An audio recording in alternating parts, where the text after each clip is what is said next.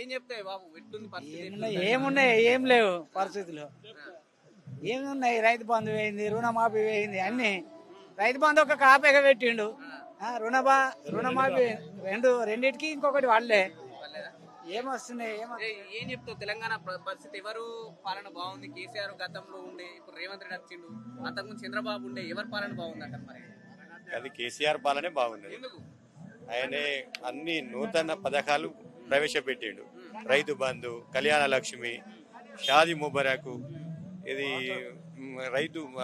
రైతు రుణమాఫీ, రైతు బంధు, ఇవన్నీ ఆయనే కొత్త కొత్త పథకాలు తీసుకొచ్చి ప్రజలకు ఇంప్లిమెంట్ చేసిండు.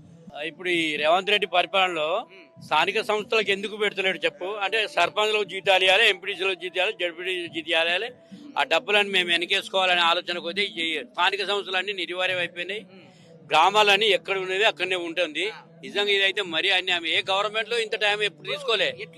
6 months గంటలు ఉండేది కానీ గ్రామాలలో 100% అట్టల్లి ఫెయిల్ అయిపోయింది కాంగ్రెస్ గవర్నమెంట్.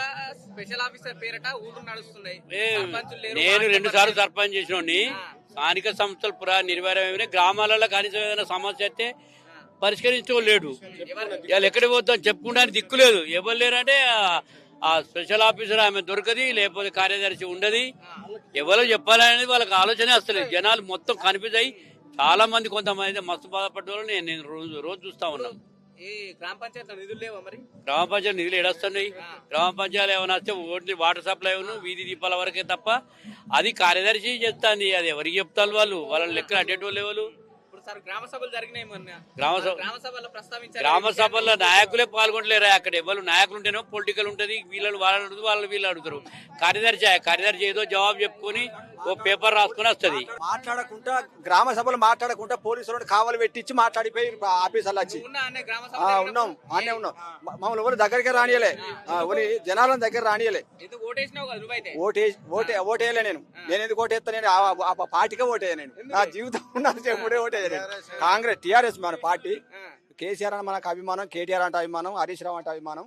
మాకు తెలంగాణ అంటే అభిమానం. తెలంగాణ తెచ్చిన కేసీఆర్ మాకు ప్రాణం. మాకు ఆయన అంటే మాకు రేవంత్ రెడ్డి అంటే ఇసుకు చిన్న బచ్చగాని కాడికి వెళ్ళి పెద్ద ముసలావ కాడికి నాశనం పదార్థం వాళ్ళు కావాలి, వాడు నాశనం అయిపోవాలని తిడతారు జనాలు.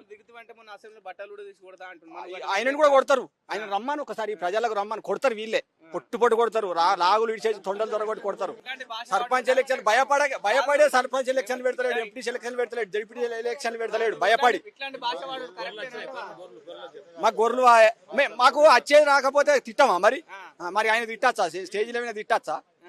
మొత్తం ఇక ప్రపంచం ఏళ్ళ అందరు తిట్టుకుంటా ఒకటేనా? మాజీలను తిట్టుకుంటా ఒకటేనా? మరి ఇప్పుడు మీరు ఎట్లా గొల్లోలా? మేము గొల్లోలం. ఇప్పుడు మన గొర్రె పథకం కింద బడ్జెట్ పెట్టారు కదా, మరి ఎట్లా ఇప్పుడు బడ్జెట్ పెట్టలే? మరి ఎట్లా ఇప్పుడు మళ్ళీ గొర్రె పంపిణీ గురించి, గొర్రె మీద బతికితే పరిస్థితి ఏంది? ఇక గొర్రె అంతే. ఇంకేం ఎక్కడ వేసిన గొంగడికి అక్కడనే ఉంటది. అది అంతే. ఇంకేం